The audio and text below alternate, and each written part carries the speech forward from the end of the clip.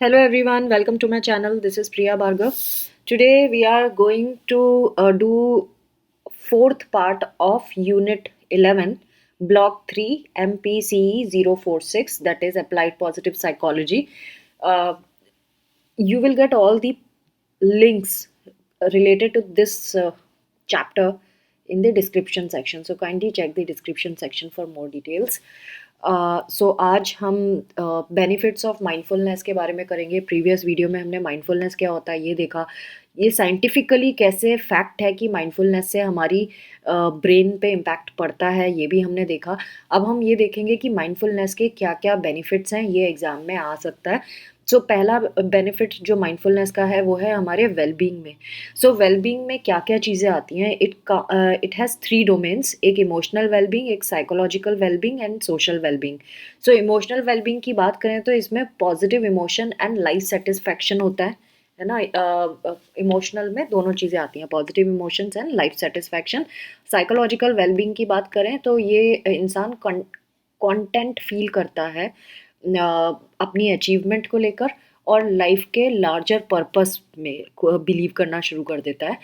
और as a person भी वो डेवलप होना शुरू हो जाता है, यानी एज अ पर्सन वैल्यू करने लगता है खुद को.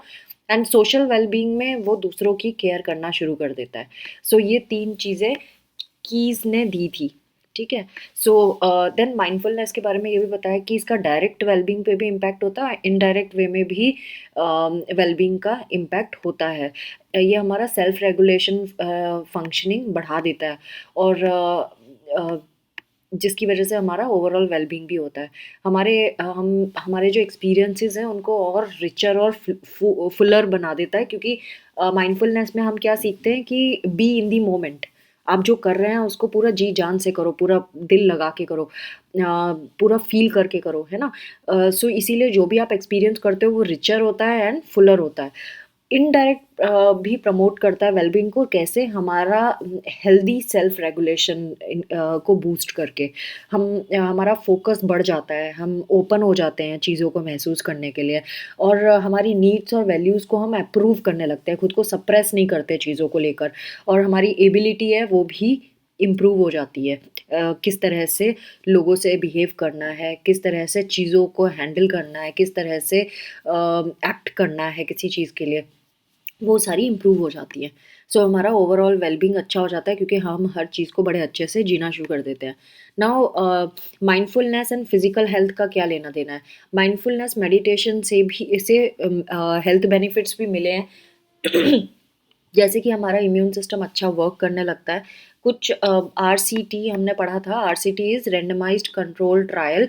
इसमें क्या होता है, हमारा दो ग्रुप होते हैं. एक कंट्रोल ग्रुप होता है जिसपे हम कुछ नहीं करते, और दूसरा ग्रुप वो होता है जिसपे हम इंटरवेंशंस करते हैं. एंड देन फिर हम कंपेयर करते हैं कि क्या फ़र्क आया जो हमने इंटरवेंशन किया उसका. इंटरवेंशन मतलब जो आप टेक्निक्स यूज़ कर रहे हो वो. सो हमें ये पता चला कि जो chronic pain, fatigue, health disease, type 2 diabetes, cancer, इस तरह के जो पेशेंट्स थे उनमें एडल्ट या यूथ कोई भी है, उनमें सब में फिजियोलॉजिकल प्रॉब्लम्स जो भी थी इन डिजीज़ से रिलेटेड वो डिक्रीज़ हो गई. और इनकी फंक्शनिंग बेटर हो गई. जैसे जो सिगरेट स्मोकिंग वाले पेशेंट थे, या उन फिज़िकल मूवमेंट में जिनको प्रॉब्लम थी, या बॉडी मास इंडेक्स ख़राब था, उन सब में भी माइंडफुलनेस टेक्निक यूज़ करने से इनकी फंक्शनिंग अच्छी हो गई, इम्प्रूव हो गई. ब्लड प्रेशर इम्प्रूव हो गया. वेट लॉस जिसको करना था, ओबीस लोग थे, उनका वेट लॉस में सक्सेसफुल होने लगे वो. एंड देन ईटिंग बिहेवियर पे वो काम करना शुरू हो गए. एक टेक्निक है mindfulness based stress reduction, MBSR. ये बहुत सारे क्रॉनिक क्लिनिकल एलिमेंट्स जो हैं, और भी कोई ऐसी सीरियस जो क्रॉनिक डिजीज़ेज़ हैं उनके लिए बेनिफिशियल रहा है, और ये ग्रुप में करवाया जाता है सो दैट ग्रुप में वो आपस में भी एक दूसरे को इसके बेनिफिट्स बता सकते हैं. सो जभी भी इंडिविजुअल भी अगर अपने आप करेगा और ग्रुप में करेगा तो डे टू डे लाइफ में जो भी होने वाली प्रॉब्लम्स है उससे वो स्ट्रेसर्स जो हैं, बेसिकली प्रॉब्लम्स नहीं बोले, स्ट्रेसर्स जो हैं उनको कोप करने की कैपेसिटी इंक्रीज कर देता है। और एक डायरेक्शन मिल जाता है कि किस डायरेक्शन में उनको वर्क करना है। तो बहुत सारा इम्प्रूवमेंट इसमें दिखा है। जो भी लोग chronic pain, fibromyalgia, cancer, anxiety disorder, depression, इन सब चीज़ों के शिकार होते हैं उनको भी हेल्प होती है। सो बेसिकली जब आएगा ना तो आपको इतना सारा नहीं, जो मैंने बताया है वो डिजीज़ के नाम लर्न कर लो एंड लिख दो कि उनमें इम्प्रूवमेंट होता है, दैट्स इट। कॉग्निटिव फंक्शनिंग में क्या पता चला है, कॉग्निशन का जब हम बात करते हैं तो उसमें हम बेसिकली ब्रेन फंक्शनिंग की बात करते हैं, जिसमें memory, attention, thinking, reasoning, decision making, language, ये सारी चीज़ें आती हैं। सो ये सारी चीज़ों पे इसका पॉजिटिव इम्पैक्ट पड़ता है। जिनको मुश्किल होता है फोकस करने में, जो लोग मल्टीटास्किंग करते हैं स्पेसिफिकली उनको बड़ी प्रॉब्लम होती है फोकस करने में, क्योंकि उनका ध्यान बटा हुआ होता है। वो बहुत सारी चीज़ें हैंडल करना चाहते हैं, तो एक चीज़ दिमाग में चल रही होती है तो दूसरी हाथ से कर रहे होते हैं। सो स्पेसिफिकली जो वर्किंग वीमेन है उनमें तो बहुत देखा जाता है, वो घर भी संभाल रही हैं, बाहर भी संभाल रही हैं, सो और बच्चे भी संभाल रही हैं, तो उनके साथ बहुत प्रॉब्लम हो जाता है। सो उनके लिए माइंडफुलनेस मेडिटेशन बहुत बेनिफिशियल होता है।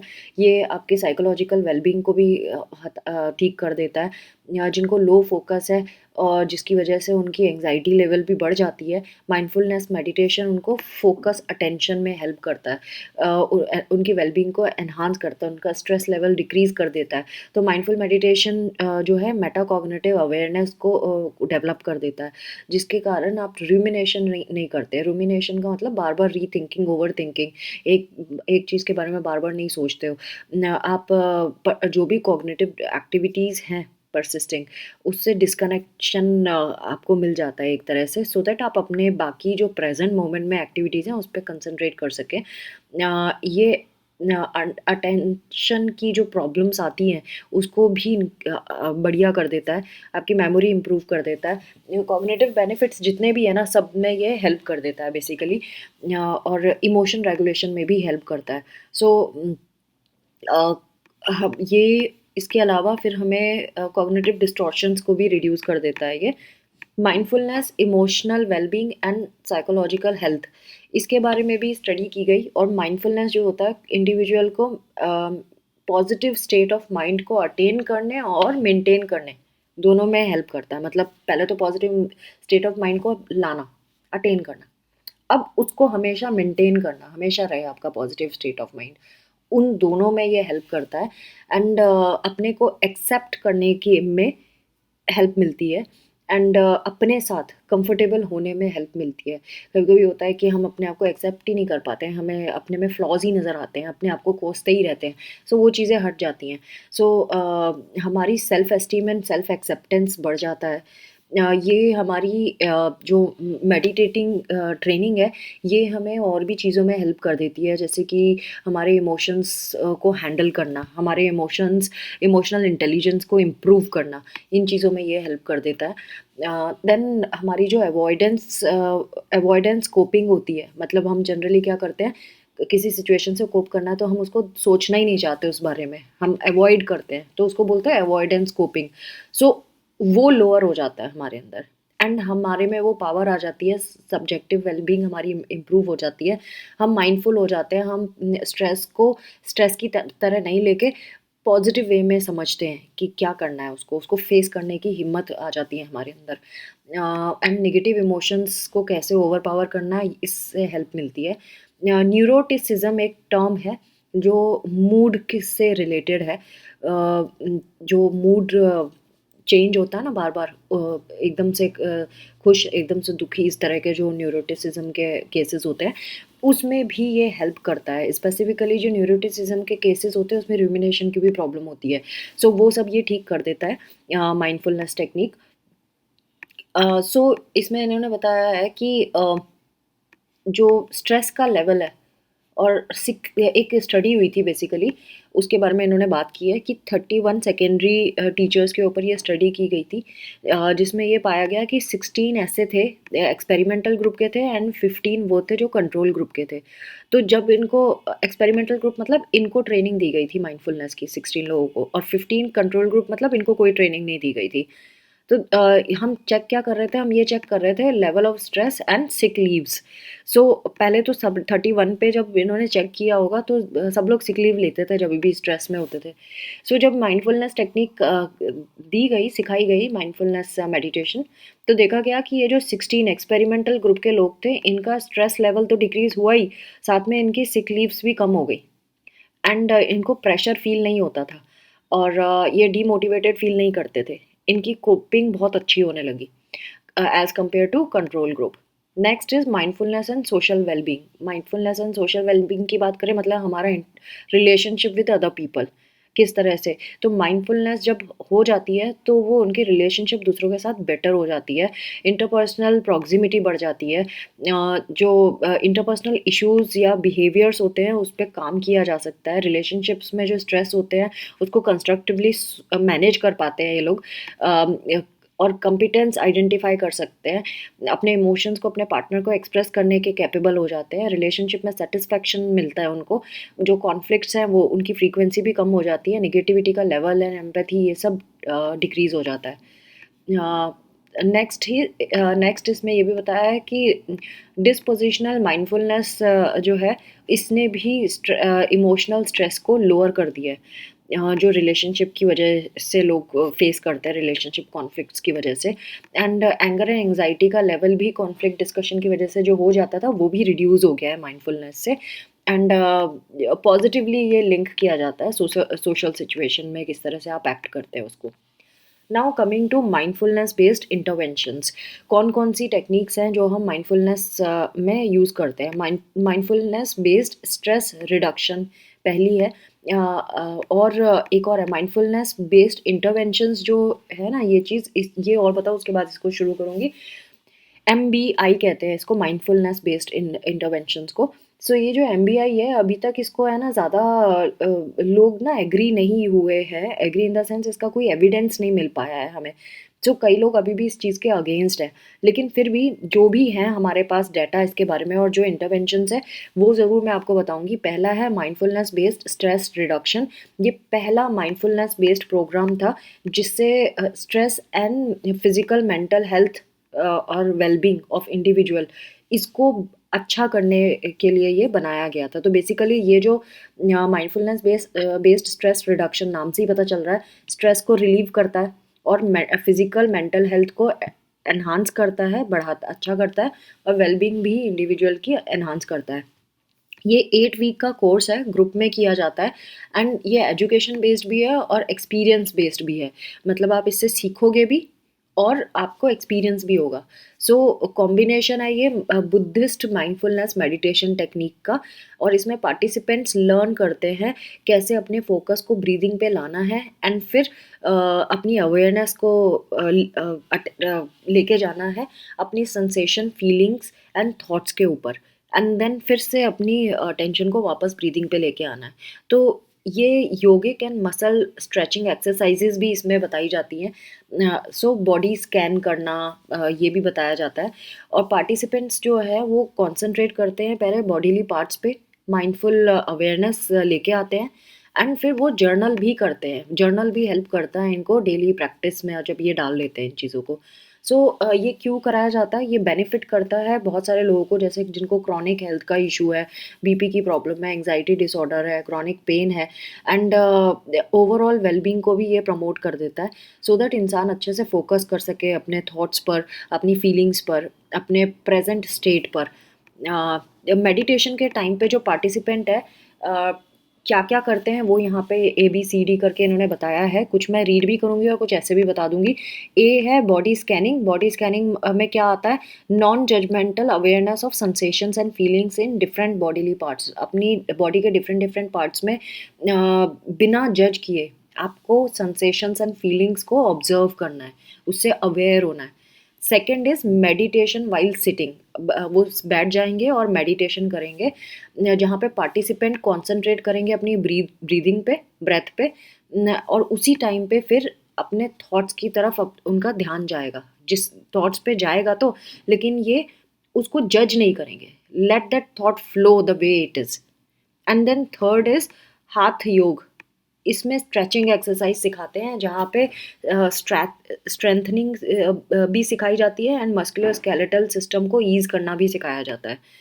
फिर एम बी एस आर इसी को ही बोलते हैं, माइंडफुलनेस बेस्ड स्ट्रेस रिडक्शन, इसी के बारे में बात कर रहे हैं।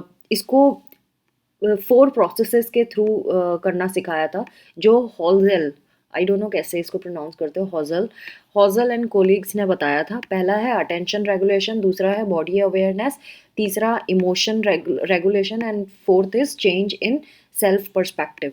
सो इसके में भी इन्होंने है ना चारों के चारों यहाँ पे समझाए हैं। तो पार्टिसिपेंट्स पहले क्या करता है, अटेंशन रेगुलेशन करता है। कैसे करता है, मेडिटेशन से करता है, जिसमें वो अटेंशन पे करते हैं अपने थॉट्स, फीलिंग्स एंड ऑब्जेक्ट पे। फिर टाइम के साथ साथ जैसे जैसे वो पार्टिसिपेंट प्रैक्टिस करता जाता है, उसका अटेंशन जो है उसका ड्यूरेशन बढ़ता जाता है। पहले तो हो सकता है 5 मिनट तक अटेंशन रखें अपनी थॉट्स, फीलिंग्स एंड बॉडी पे, बट देन उसके बाद हो सकता है आपका ध्यान बढ़ जाए। लेकिन विद टाइम, जैसे जैसे टाइम निकलता जाएगा, वैसे वैसे आपका जो अटेंशन का ड्यूरेशन है वो बढ़ता जाएगा और आपको अपने माइंड के डिस्ट्रैक्शन के बारे में ज़्यादा पता चलता जाएगा। फिर इसमें बी पार्ट था body awareness. Body awareness focus करेगा सेंसरी एक्सपीरियंसेस जो आपकी बॉडी में हो रहे हैं, एंड देन ब्रीदिंग भी करते जाएंगे साथ साथ, सो दैट आपका थॉट्स एंड फीलिंग्स अलाइन हो जाए आउटसाइड वर्ल्ड के साथ, एंड बेटर क्लैरिटी आपको मिलेगी, अपने इमोशनल इंटेलिजेंस में भी क्लैरिटी मिलेगी। Now next is emotion regulation. इसमें ये थर्ड था, इमोशन रेगुलेशन। उसके बारे में इन्होंने बताया कि इमोशनल रिस्पॉन्सेज हैं उनको मॉडिफिकेशन करते हैं, ये करना सिखाएंगे ये लोग। इम्पल्सिव रिएक्टिविटी जो होती है, जैसे हम जब किसी ने कुछ बोल दिया तो हम एकदम से रिएक्ट कर देते हैं, that is called impulsive reactivity. So impulsive जो रिएक्टिविटी है उसको हैंडल करना हम सीख जाएंगे, हमारी रिफ्लेक्टिव थिंकिंग हो जाएगा, जो हम समझ पाएंगे कि किसी पर्टिकुलर सिचुएशन में हमको कैसे बिहेव करना है। नॉन जजमेंटल मैनर पे हम उन एक्सपीरियंसेस को एक्सेप्ट करेंगे एंड और बेटर सॉल्यूशंस लेके आएंगे कि कैसे क्या करना है। फोर्थ था change in perception of the self. इसमें ट्रांसफॉर्मेशन होता है स्टैटिक रिजिड फीलिंग से डायनामिक सेल्फ इमेज में। यानी कि पहले आप अपने आप को एक रिजिड स्टैटिक पर्सन मानते हो आप, जो कभी चेंज नहीं हो सकता, लेकिन आप माइंडफुलनेस के साथ ऐसे डायनामिक पर्सन बन जाओगे जो अपने आप को हैंडल कर सकता है। Now next is mindfulness based cognitive therapy. Cognitive therapy तो आपको पता ही है, हम थॉट प्रोसेस को, बिलीव को चेंज करके बिहेवियर को चेंज करते हैं, एंड माइंडफुलनेस बेस्ड है, मतलब इसमें थोड़ा सा चेंज होगा। सो जो लोग सफ़र करते हैं बैड मल्टीपल इंसिडेंट्स और जिसकी वजह से उनको डिप्रेशन में चले जाते हैं, उनके लिए ये वाली टेक्निक होती है माइंडफुलनेस बेस्ड कॉग्निटिव थेरेपी। ये कॉग्निटिव थेरेपी की भी कैरेक्टरिस्टिक को यूज़ करती है अलॉन्ग विद माइंडफुलनेस प्रैक्टिस, नाम से ही पता चल रहा है। सो लेकिन ये कॉग्निटिव थेरेपी से अलग है क्योंकि इसमें नॉन जजमेंटल एक्सेप्टेंस की बात की गई है अपने थॉट्स एंड इमोशंस को लेकर, इंस्टेड ऑफ पहले जैसे कॉग्निटिव में क्या करते हैं हम चेंज करते हैं, इसमें चेंज नहीं करना, एक्सेप्ट करना है सिर्फ। सो माइंड को परसीव करना है, वो जो भी है जैसा भी है, उसमें कुछ चेंजेस नहीं लाना है। इससे क्या होता है, डिप्रेशन प्रोन इंडिविजुअल्स जो होते हैं उनका रिलैप्स रुक जाता है, मतलब दोबारा नहीं आता है डिप्रेशन। सो अल्टीमेट एम क्या है MBCT का प्रोग्राम का, ये इंडिविजुअल को रेडिकल शिफ्ट करवाता है उनके रिलेशनशिप्स में, किससे, उनके खुद के थॉट से, फीलिंग से एंड बॉडीली सेंसेशन से, सो दैट उनका डिप्रेसिव रिलैप्स ना हो। और फिर उनको ऐसी टेक्निक सिखाई जाती है जिससे वो रिस्पॉन्ड कर सकते हैं अनप्लीसेंट जो भी थॉट्स आ रहे हैं, फीलिंग्स आ रहे हैं, या कोई सिचुएशन आ गई है ऐसी, तो डिप्रेशन में ना जाके वो स्किलफुली उसको हैंडल कर सकते हैं। नेक्स्ट इज़ DBT, ये काफ़ी पॉपुलर है, डायलैक्टिकल बिहेवियर थेरेपी।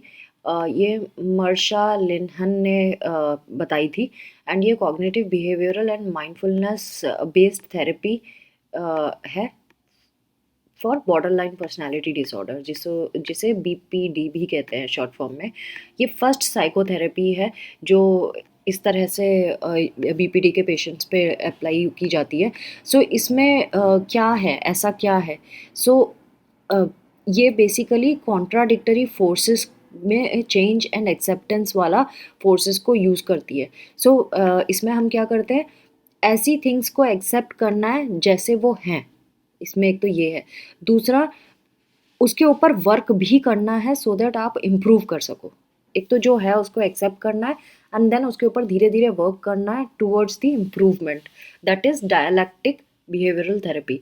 नाम से ही पता चल रहा है कि दो अपोजिट फोर्सेस के बारे में बात की जा रही है, कॉन्ट्राडिक्टरी फोर्सेस के बारे में। सो ये माइंडफुलनेस जो है, ये स्किल सेट है जो लर्न कराया जाता है सिस्टमेटिक एक्सरसाइजेस से। तो बहुत सारी एक्सरसाइजेज इसमें सिखाई जाती हैं, जैसे ऑब्जर्विंग, पहले ऑब्जर्व करना है, फिर कॉम्प्रीहेंडिंग एंड देन एंगेजिंग। उसको समझना है कि क्यों, कैसा, कैसे, क्यों। उसके बाद फिर उसमें एंगेज होना है in one's present moment experienced in a non judgmental singular focus and effective way. अब उस मोमेंट में आपको पूरा समझने की कोशिश करना है बिना जज किए कि ये क्या हो रहा है, इफेक्टिव वे में एक्शन करना उसके ऊपर। तो डीबीटी में हम ट्रेन करते हैं कैसे हमें वाइज माइंड को यूज करना है, कैसे हमें समझदारी से अपनी सिचुएशंस को हैंडल करना है, क्लियर अवेयरनेस में लाना है अपने थॉट्स ऑन फीलिंग्स को। नेक्स्ट टेक्निक इज एसीटी, जिसे एक्सेप्टेंस एंड कमिटमेंट थेरेपी कहते हैं। ये भी साइकोलॉजिकल इंटरवेंशन है जो ऑब्जर्वेशंस एंड एक्सपीरियंस पे बेस्ड होती है। इसका एम है साइकोलॉजिकल फ्लैक्सिबिलिटी को इम्प्रूव करना। सो इसमें इंडिविजुअल्स क्या करते हैं, एक्सेप्टेंस एंड माइंडफुलनेस स्ट्रेटजीज दोनों को कंबाइन कर लेते हैं एंड फिर कमिट करते हैं अपने बिहेवियरल चेंज स्ट्रेटजीज के लिए।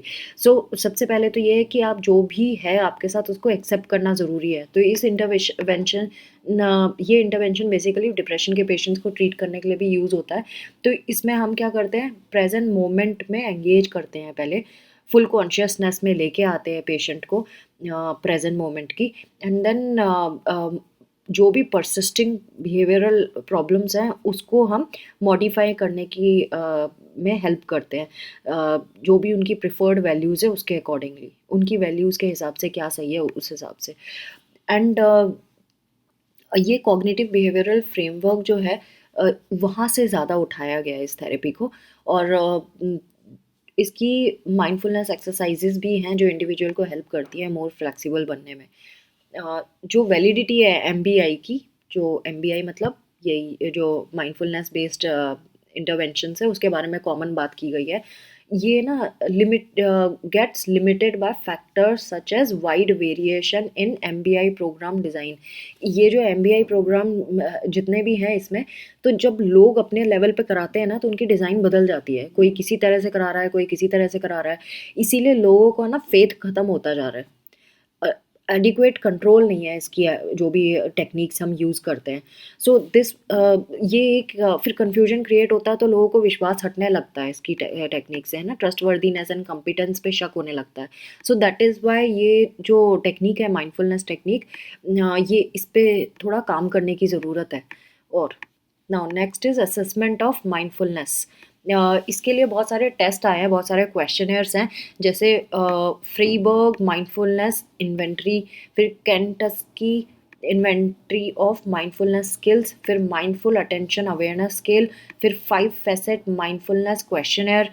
Next is cognitive affective mindfulness scale revised, फिर Toronto mindfulness scale trait version, ये then Philadelphia mindfulness scale, south Southampton mindfulness questionnaires. तो जिस जिस जगह पे वो यूज़ हुए हैं या बने हैं वहाँ वहाँ का ये इन्होंने उठा के नाम दिए हैं कि कहाँ कहाँ होते हैं।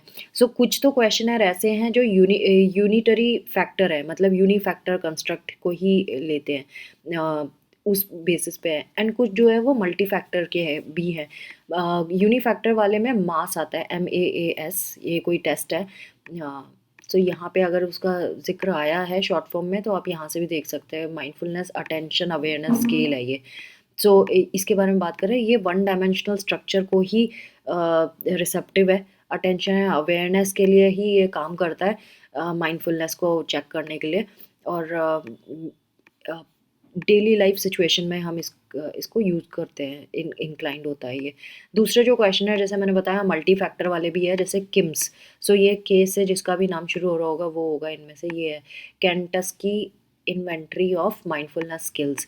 ये वाला मल्टी फैक्टर है जिसमें हम बहुत सारी कंपिटेंसीज चेक कर सकते हैं। और ये 4 माइंडफुलनेस कंपिटेंसीज को चेक करता है डीबीटीज फ्रेमवर्क के ऊपर।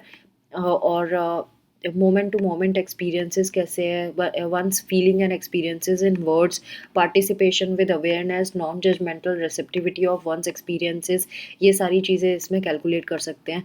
And trait measures of mindfulness, state measures of mindfulness, ये भी एक तरह के ट्रांजिएंट माइंडफुलनेस स्टेट को एसेस करना। मतलब ये बहुत सारे तरह तरह के ट्रेड्स को चेक करने के लिए भी बहुत सारे टेस्ट हैं। ब्राउन एंड रायन का है स्टेट वर्जन ऑफ मास। कुछ प्रैक्टिकल एप्लीकेशंस माइंडफुलनेस की यहाँ पे दी हुई है। मतलब ये टेक्निक्स आप अपने क्लाइंट्स के साथ भी यूज़ कर सकते हैं। जैसे माइंडफुल ईटिंग की बात करते हैं तो अपनी अवेयरनेस को कहाँ ले जाना है, इन्होंने फर्स्ट स्टेप में बताया, what, how, why and when one is eating. आप क्या खा रहे हो, कैसे खा रहे हो, क्यों खा रहे हो एंड कब खा रहे हो। ठीक है। सो इस चीज़ पे अवेयरनेस लेके आना है। मतलब कई लोग जो जिनको ईटिंग इश्यूज होते हैं, ईटिंग डिसऑर्डर्स होते हैं, बिंज ईटिंग करते हैं, या जिनको वेट लॉस करना है, जो डाइट पे जाना चाहते हैं, उनके लिए ये चारों क्वेश्चन बहुत ज़रूरी है। व्हाट आर द ईटिंग, है ना? तो कॉन्शियस हो जाते हो आप क्या खा रहे हो, जंक फूड तो नहीं खा रहे।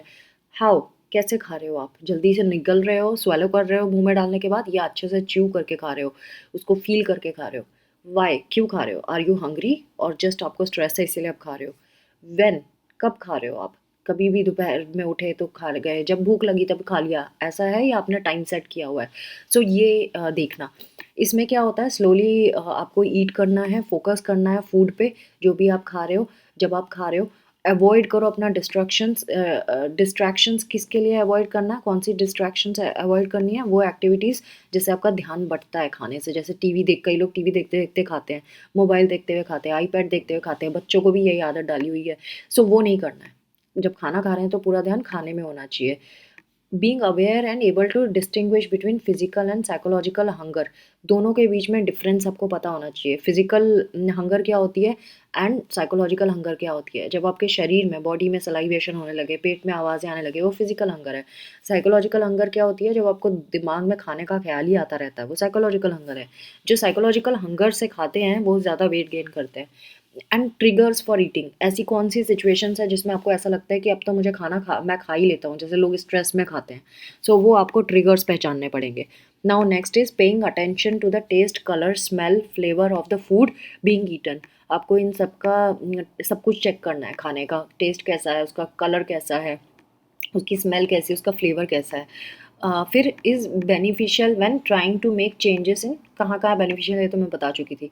नेक्स्ट जो एक टेक्निक है वो है माइंडफुल स्ट्रेचिंग एक्सरसाइजेज। इसमें क्या करते हैं, बॉडी मसल्स को स्ट्रेच करते हैं, स्ट्रेंथनिंग एक्सरसाइजेज को फॉलो करते हैं, योगा करते हैं। एंड जब भी योगा के पोजेस करते हैं तो ब्रीदिंग ज़रूर करना है, एक मूवमेंट के साथ एक ब्रेथ, इस तरह से। तो हमारी अवेयरनेस हमारे मूवमेंट पे लेके आना है। ये स्ट्रेस को रिड्यूस करता है, माइंड को शांत करता है, एंड हमारे बॉडी को कनेक्ट कराता है, अपने से कनेक्ट करवाता है। Next is mindful breathing and meditation. Mindful breathing and meditation बहुत बहुत कॉमन एंड बहुत पॉपुलर है ये। और इसमें डीप ब्रीदिंग करते हैं, अपनी अवेयरनेस को अपनी बॉडीली सेंसेशन में लेके आते हैं। हेयर एंड नाउ अप्रोच है ये। एंड एक कंफर्टेबल जगह ढूंढते हैं बैठने के लिए। जब आपने प्लेस ढूंढ ली तो आप टाइमर भी सेट कर सकते हो, आप कितनी देर तक करना चाहते हो।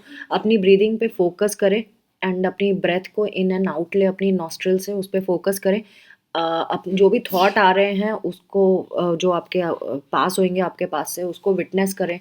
जो भी आपके दिमाग में थॉट आ रहे हैं, दूर से उसको ऑब्जर्व करें, यानी उसको इमेजिन, उसको फील नहीं करना है, उसको सिर्फ नोटिस करना है कि there is a thought. It's just don't involve your emotions into that. And उन वेंडरिंग थॉट से आपको बॉदर नहीं होना है, जैसे मैंने बताया, इमोशंस नहीं लेके आना उसके अंदर। और फिर अपने फोकस पे वापस आओ, ब्रीदिंग पे फिर से फोकस करना शुरू करो। एंड देन फोकस करो साउंड्स, इमेजेस, सेंसेशन, थॉट्स, इन सब को भी इस पे भी आप फोकस कर सकते हो while practising. So friends, this was all about unit 11। आज हमने यूनिट 11 भी फिनिश कर दी। आई होप आपको ये वीडियोस बेनिफिशियल लगते हैं, और अगर ऐसा है तो मुझे कभी-कभी कमेंट करके अप्रिशिएट भी कर दिया करो। And do share my videos with rest of the students and subscribe to my channel. Thanks for watching. Take care of yourself. Bye bye.